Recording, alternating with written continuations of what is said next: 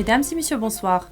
Vous regardez les nouvelles de l'Arménie occidentale en français. Je suis Amalia Chahoumian et voici les principaux chapitres de notre émission d'aujourd'hui.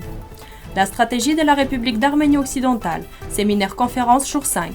Le défenseur des droits de l'homme de la République d'Arménie a présenté des faits d'anti-arménianisme. Baran Kelopian a rencontré le ministre de l'Industrie d'Iran et le président de la Banque centrale. Les soldats russes chargés du maintien de la paix mènent régulièrement des exercices antiterroristes en Artsakh. Un nouveau programme pour la construction rapide de maisons privées a été lancé en Artsakh, site touristique de l'Arménie occidentale, église arménienne d'Aïntap.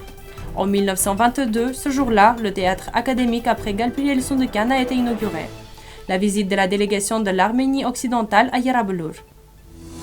Le 5e jour du séminaire, le président de l'Arménie occidentale, Armenak Abrahamian, a présenté l'article 93 du traité de Sèvres, qui particulièrement déclare, considérant que les principales puissances alliées ont reconnu l'Arménie comme un État souverain et indépendant, expliquant son importance pour le peuple arménien. Il a évoqué le mot diaspora, son utilisation erronée chez les Arméniens, car l'utilisation de ce mot divise les Arméniens en plusieurs parties. C'est pourquoi nous utilisons le terme arménien déporté, qui contient l'idée d'une réclamation. Ensuite, Lydia Marcossian a parlé de l'ONU, en particulier du siège officiel du représentant de l'Arménie occidentale à Genève, ainsi que du libre droit de participer aux séances du bureau de New York. La députée de l'Arménie occidentale, Rouzana Khachaturian, a présenté sa vision de l'Arménie occidentale, appelant à l'unité et exigeant le retour dans la patrie où le peuple arménien a vécu pendant des siècles avec le droit des indigènes et qui est aujourd'hui occupé par la Turquie.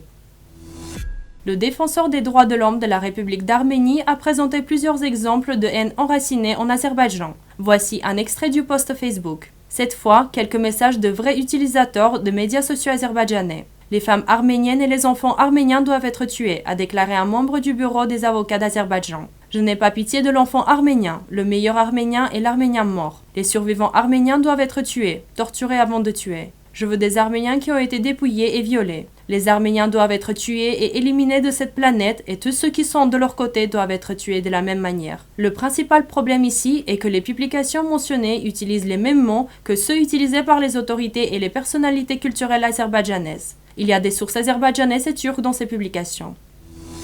Le 23 janvier, la délégation conduite par le ministre de l'économie de la République d'Arménie, Baran Kelopian, s'est entretenue avec le ministre de l'Industrie, des Mines et du Commerce de l'Iran, Ali Reza Razm Hosseini, et le président de la Banque centrale de la République islamique d'Iran, Abdel Nasser Hemati. Lors de la réunion, un mémorandum a été signé entre les ministres. Comme le rapporte News.am, la page Facebook du ministère en informe. Au cours des discussions, de nombreuses questions liées aux relations économiques bilatérales ont été abordées, ainsi que des propositions de programmes distincts.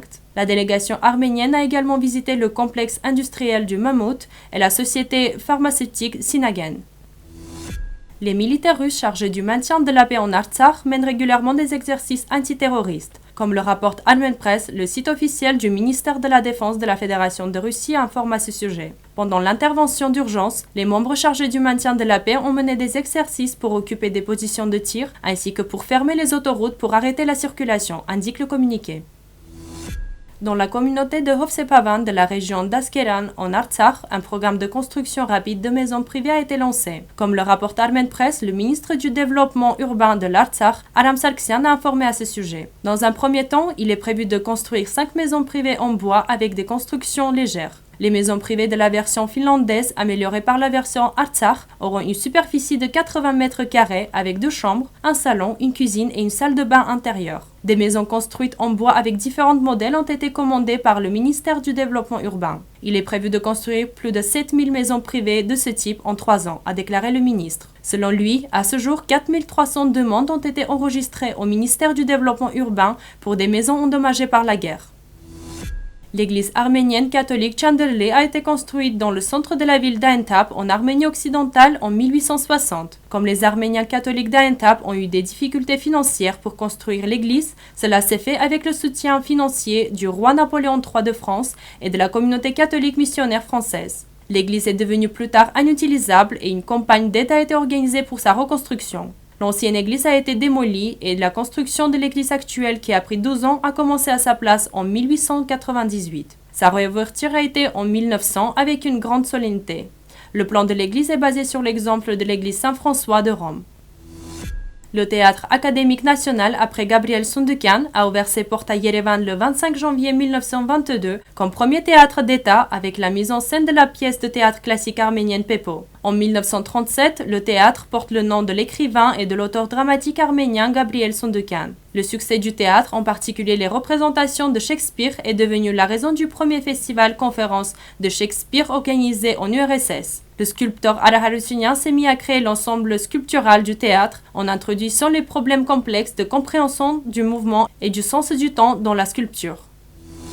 Le 20 janvier, la délégation de l'Arménie occidentale, composée du président Armenak Abrahamian, du président du Parlement Leonardo Basmadjian, du Premier ministre Seda Melikian, du ministre de la Défense Hamik Saadian et d'autres membres du Parlement s'est rendue à Yarablouch. Nous vous présentons la vidéo de la visite qui est disponible sur notre site internet et la chaîne YouTube de Western Armenia TV. Nous vous remercions pour votre fidélité et à la fin de notre émission, vous pouvez profiter de la performance de Isabella Malaktarian, Antaram Tsarik de Movses Khorinatsi.